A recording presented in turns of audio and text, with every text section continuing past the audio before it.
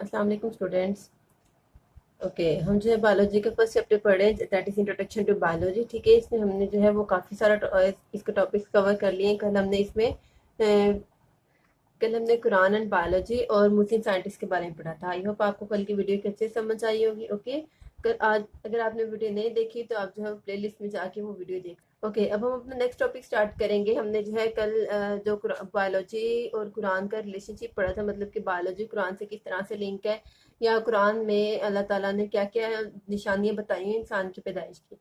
ठीक है, उसमें से हमने एक ये भी पढ़ा था कि इंसान की जो है वो लेवल्स होते हैं, लाइफ के लेवल्स होते हैं। ठीक है, अब हम उसको वन बाय वन देखते हैं कि लेवल्स ऑफ ऑर्गेनाइजेशन होते हैं क्या, मतलब कि इंसान में कौन कौन सी चेंजेस आती हैं, किस किस तरह से एक बॉडी की डेवलप होती है। एक लिविंग ऑर्गेनिज्म, वो कोई एनिमल भी हो सकता है, वो कोई ह्यूमन बींग भी हो सकता है। ठीक है, तो सबसे पहले जो डेवलपमेंट में एक चीज आती है वो है हमारे पास सब एटॉमिक एंड एटॉमिक लेवल। अब देखिए कि कोई भी चीज है वो छोटे छोटे पार्टिकल से मिलकर बनती है। हम इस बॉल पॉइंट की बात करें तो ये बॉल पॉइंट किससे मिलकर बनी है? प्लास्टिक से। मतलब प्लास्टिक के छोटे छोटे पार्टिकल्स मिलेंगे तो एक बॉल पॉइंट बनेगी।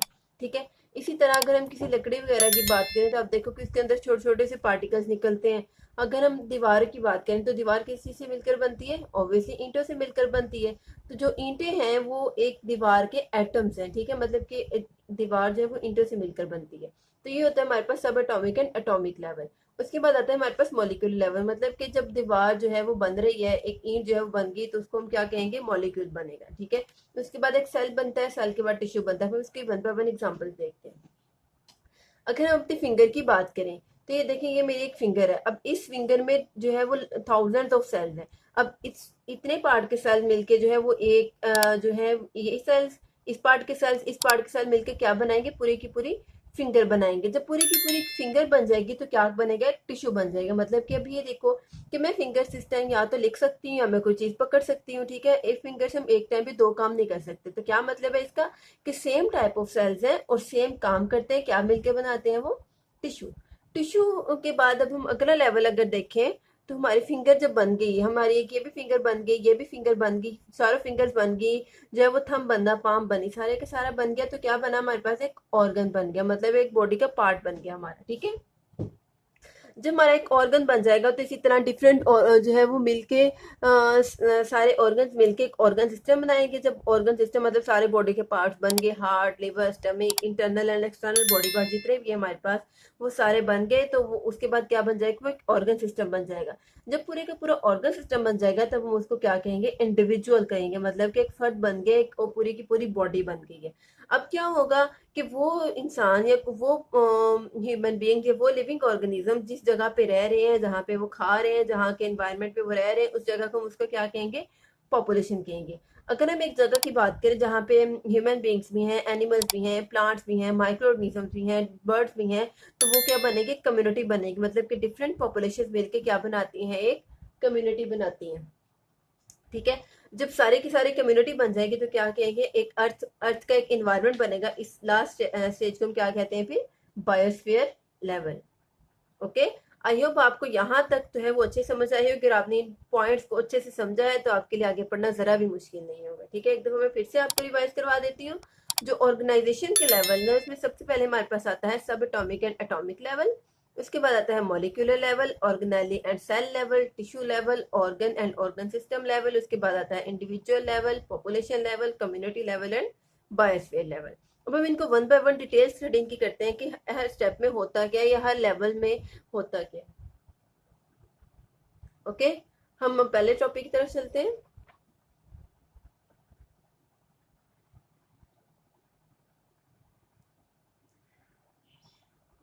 फर्स्ट जो हमारे पास स्टेज आते हैं, फर्स्ट लेवल आता है, वो है हमारे पास सब एटॉमिक एंड एटॉमिक लेवल। अब एटॉमिक तो आई होप आपको समझ आ गया, लेकिन आप सोच रहे होगे कि सब एटॉमिक क्या चीज है। तो इसके लिए हम थोड़ा सा एक छोटी सी जो है एग्जांपल देखते हैं।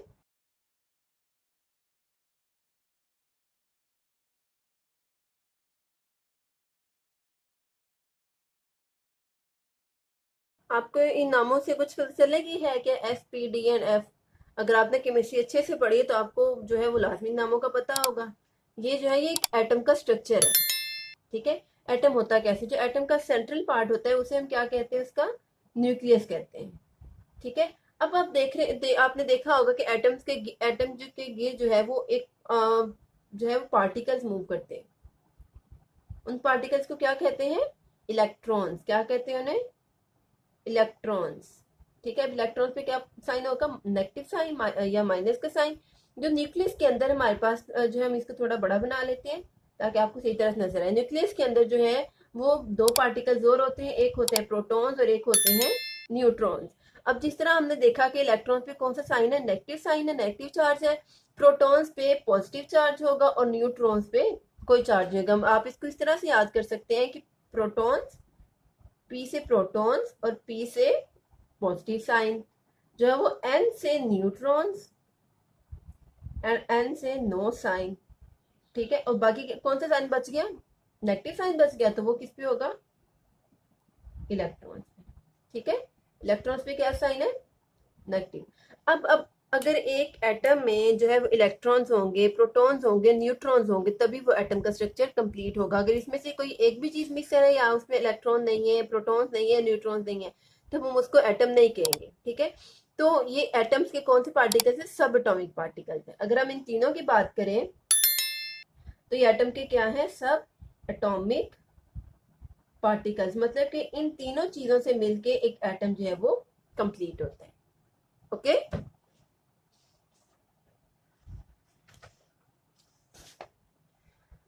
अब हम इसकी रीडिंग स्टार्ट करते हैं।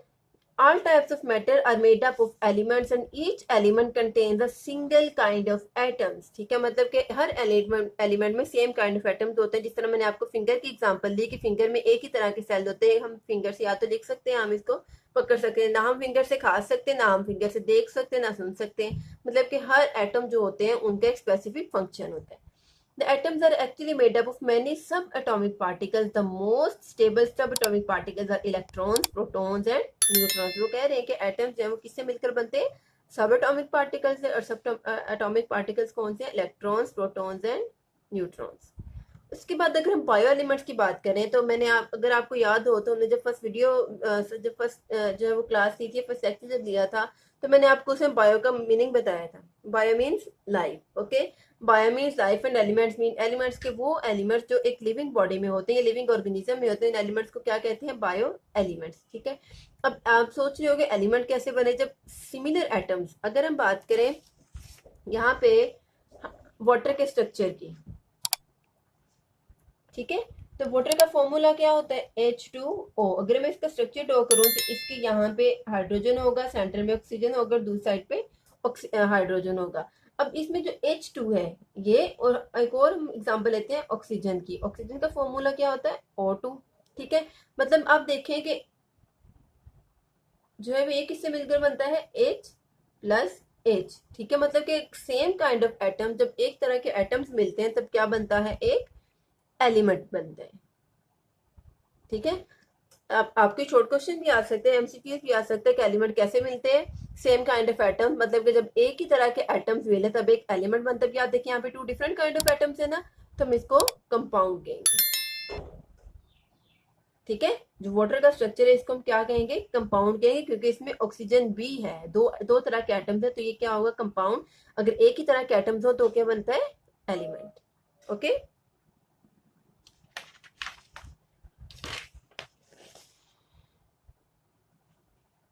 bioelements। Out of 92 kinds of elements that occur in nature, 16 are called bioelements। अगर हम नेचर की बात करें तो अल्लाह ताला की तरफ से कुदरती तौर पे हम जो है हमारी बॉडी में 92 एलिमेंट्स जो है वो हमारे इन्वायरमेंट में 92 काइंड ऑफ एलिमेंट्स होते हैं। 16 आर कॉल्ड बायो एलिमेंट्स। इन 92 में जो 16 है वो हमारे पास क्या है? Bio element. अगर हम इन 16 की बात करें तो ये 16 भी आगे जाके डिवाइड हो जाते हैं। वो देखिए वो कैसे होते हैं।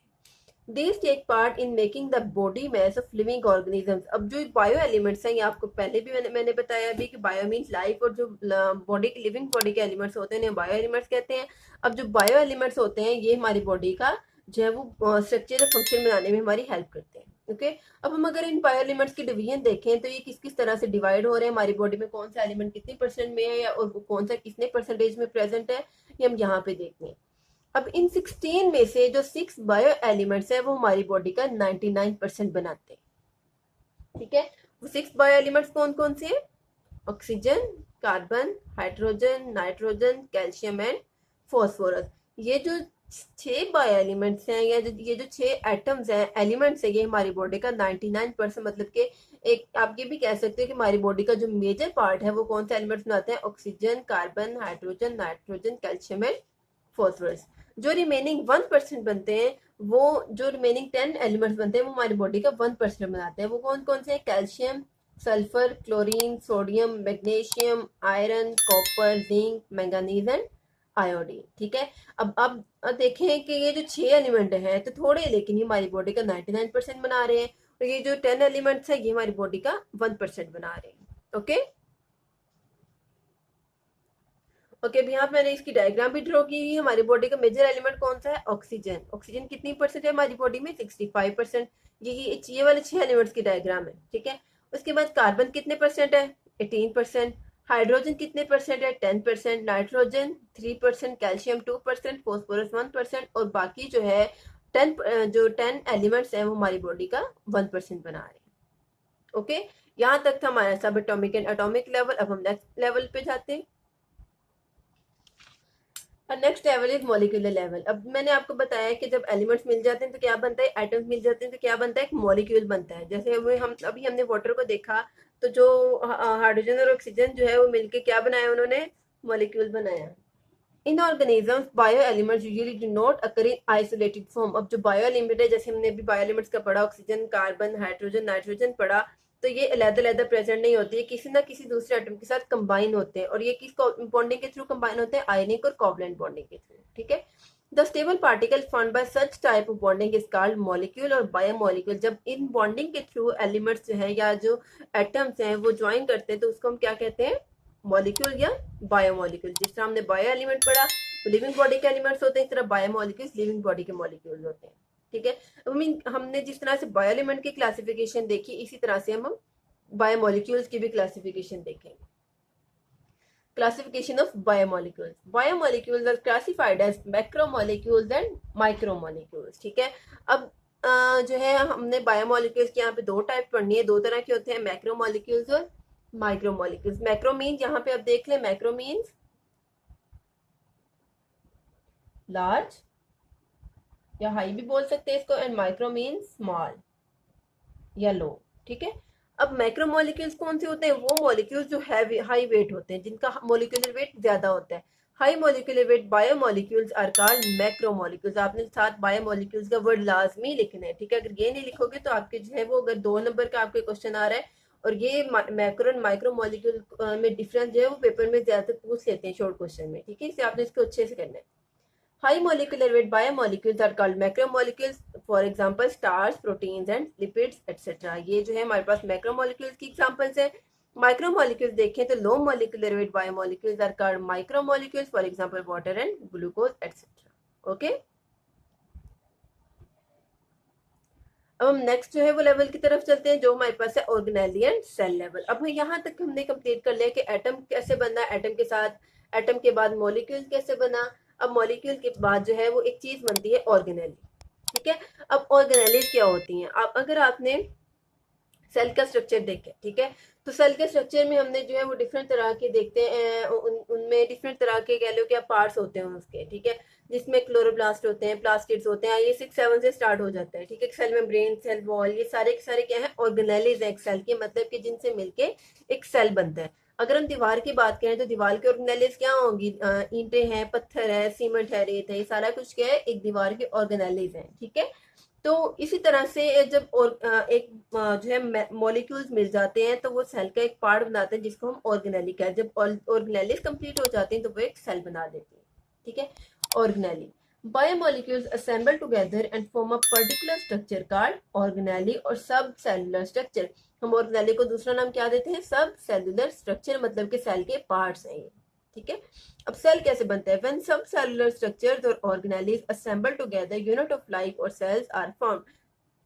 अब जो है जो सेल होता है वो हमारी लाइफ का बेसिक यूनिट होता है, सेल के बगैर कोई भी लाइफ एग्जिस्ट नहीं करती। ठीक है। तो वो कह रहे हैं कि जब सेलुलर स्ट्रक्चर या सब सेलुलर स्ट्रक्चर ऑर्गेनेलीज जब ज्वाइन होते हैं तो उनको हम क्या कहते हैं? क्या बन जाता है? सेल बन जाता है। ओके। अब जिस तरह से हमने देखा सेल वॉल, सेल मेम्ब्रेन मैंने आपको बताया, तो सेल वॉल का क्या काम करती है? वो सेल को जो है वो बचाती है, बाइट के स्ट्रोक से बचाती है, हीट स्ट्रोक से बचाती है। सेल वॉल किस में प्रेजेंट होती है? प्लांट सेल में। लेकिन सेल मेम्ब्रेन किस में प्रेजेंट है? एनिमल सेल में। इसी तरह हमारी बॉडी के जितने भी सेल्स हैं, हर सेल का एक स्पेसिफिक फंक्शन है। हमारी आईज देखने का काम करती है, हमारे ईयर्स जो है वो सुनने का काम करती है, नोज जो है वो स्मेल करने का काम करती है, हमारे हैंड किसी चीज को पकड़ने में या राइटिंग करने में हमारी हेल्प करते हैं। ठीक है, इसी तरह ऑर्गेनेलिस का भी अपना एक फंक्शन होता है। ठीक है, अगर हम एग्जांपल देखें माइटोकॉन्ड्रिया, माइटोकॉन्ड्रिया को हम सेल का एनर्जी हाउस भी कहते हैं। ठीक है, mitochondria specialise for cellular respiration. Cell में जो रेस्पिरेशन होती है, सेल में जो यानी कि ब्रीथिंग सिस्टम जो है वो कौन सा ऑर्गेनेली कंट्रोल कर रही है? Mitochondria. And ribosomes are specialised for protein synthesis. लेकिन जो राइबोसोम्स होती हैं सेल्स में, वो क्या करते हैं? Protein synthesis. ये जितने भी सेल ऑर्गेनेलिज है, इसको हम नेक्स्ट जाके डिटेल में पढ़ेंगे। ठीक है, okay. In this way, functions of the cell are accomplished by these special structure. ठीक है, it is an example of division of labor within the cell. अब now आपके माइंड में क्वेश्चन आ रहा होगा, what is division of labor? Division of labour का मतलब होता है मिलजुल के काम करना। तो ये सारे का सारा बोझ सेल के एक पार्ट पे नहीं पड़ता। डिवीजन ऑफ लेबर होती है मतलब कि सेल के जितने भी ऑर्गेनेलिज होती हैं वो सारी मिलके अपना अपना काम जो है वो अपने अपने फंक्शन परफॉर्म कर रही होती है। ओके, अब नेक्स्ट लेवल पे हम मूव करते हैं, दैट इज टिश्यू लेवल। ठीक है, मैंने आपको बताया कि जब हमारी पूरी फिंगर बन जाएगी तो वो क्या बन जाएगा? टिश्यू बन जाएगा। ठीक है, अब टिश्यू क्या करते हैं? Same similar type of cells होते हैं और सिमिलर फंक्शन होते हैं। ठीक है, अब ऐसा तो नहीं होता है कि हमारी उंगली ऊपर से फिंगर की शेप के नीचे से वाई की शेप किया जाए। ठीक है,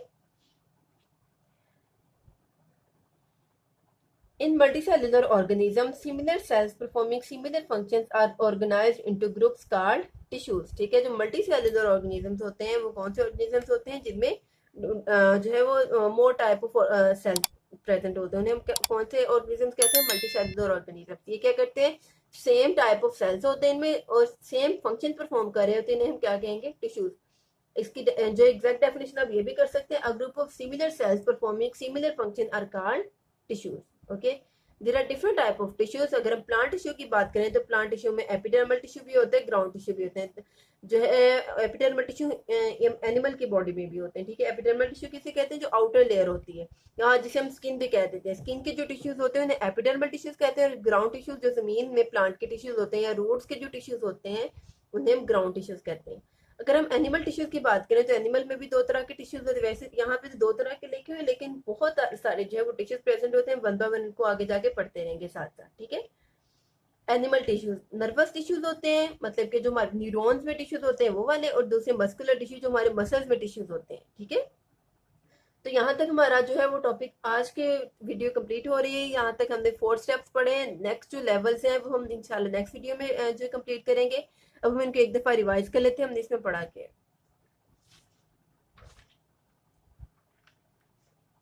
हमने लेवल्स ऑफ ऑर्गेनाइजेशन स्टार्ट किया था जिसमें हमने डिफरेंट लेवल्स ऑफ ऑर्गेनाइजेशन पढ़े। सबसे पहले हमने सब एटॉमिक एंड एटॉमिक लेवल पढ़ा, फिर मॉलिक्यूलर लेवल पढ़ा, ऑर्गेनेल एंड सेल लेवल पढ़ा और टिश्यू लेवल पढ़ा। ठीक है, उसके बाद आता है organ and organ system level, individual level, population level, community level and biosphere level. ये इंशाल्लाह हम अपनी नेक्स्ट वीडियो में पढ़ेंगे। ओके स्टूडेंट्स, अगर आपको आपकी आज की वीडियो अच्छी लगी हो तो आप मेरे चैनल को लाइक कीजिए, सब्सक्राइब कीजिए, शेयर कीजिए, साथ ही बेल आइकन को प्रेस कीजिए। इसलिए आपको जो है मेरी हर वीडियो का नोटिफिकेशन टाइम से मिल जाएगा। ठीक है, अल्लाह हाफिज़।